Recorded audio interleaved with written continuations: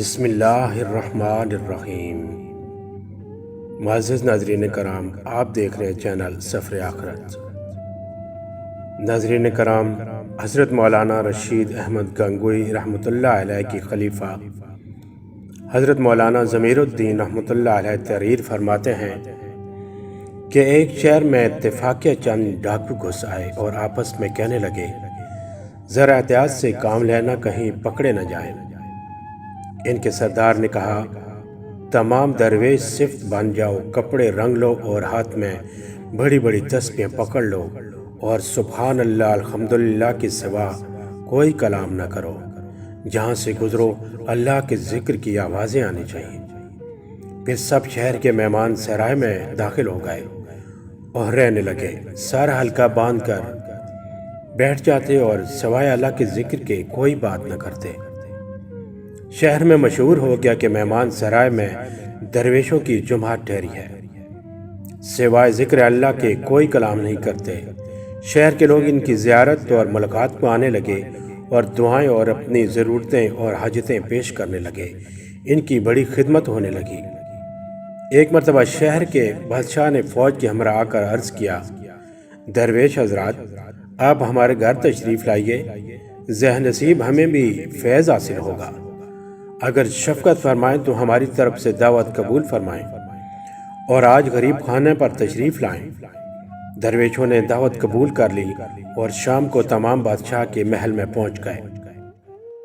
بادشاہ نے خوب تواضع کی اور پھر آخر میں اپنے ایک لڑکے کو جو فالج کا مریض تھا اور لا علاج ہو چکا تھا، ان کے سامنے پیش کیا اور کہا، آپ حضرات اس بچے کے لیے دعا فرمائیں، اللہ تعالیٰ اس کو شفا بخشے کہ سوائے اس کے میری کوئی اولاد نہیں۔ سب نے چپ کے نہایت عاجزی اور انکساری اور گریہ و زاری سے دعا کی کہ اے اللہ، تو جانتا ہے کہ ہم سب گناہ گار تیرے بندے ہیں، تو ہمارے حال سے واقف ہے۔ ہم تیرے حضور درخواست کرتے ہیں کہ جیسے تو نے ہمارے گناہوں پر پردہ ڈال رکھا ہے، اسی طرح اس لڑکے کو صحت عطا فرما۔ تیرا در چھوڑ کر ہم کہاں جائیں؟ ان لوگوں نے ہم سے امید تمام کی ہے، تو ہماری عزت رکھنے والا ہے۔ اللہ کی رحمت جوش میں آئی اور اسی وقت دعا قبول ہوئی اور رفتہ رفتہ شہزادہ درست ہونے لگا اور اللہ نے اسے شفا دے دی۔ بادشاہ نے انہیں بہت و انعام و اکرام سے نوازا۔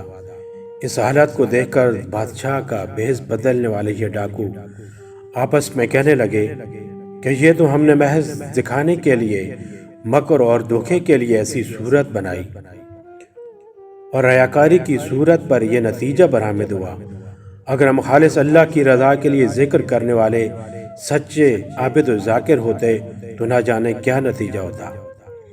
چنانچہ انہوں نے سابقہ زندگی سے توبہ کی اور شہر سے دور ایک جگہ جا پڑے اور سب کے سب ولی کامل بنے۔ سچ ہے کہ صورت کا اثر سیرت پر بھی ہوتا ہے، اس لیے انسان کو ظاہر ضرور سنوارنا چاہیے اور ظاہری شکل و صورت انبیاء و اولیاء کی طرز پر بنا لینی چاہیے تاکہ اللہ تعالی ہمارا باطن بھی ویسا ہی کر دے۔ دعا ہے اللہ رب العزت ہمیں عمل کی توفیق عطا فرمائے۔ مزید اسلامی سچی ویڈیوز دیکھنے کے لیے چینل کو لائک اور سبسکرائب کر دیں اور ساتھ لگے بیل کے بٹن کو بھی پریس کر دیں تاکہ مزید آنے والی نئی ویڈیوز کا نوٹیفیکیشن آپ تک بر وقت پہنچ سکے۔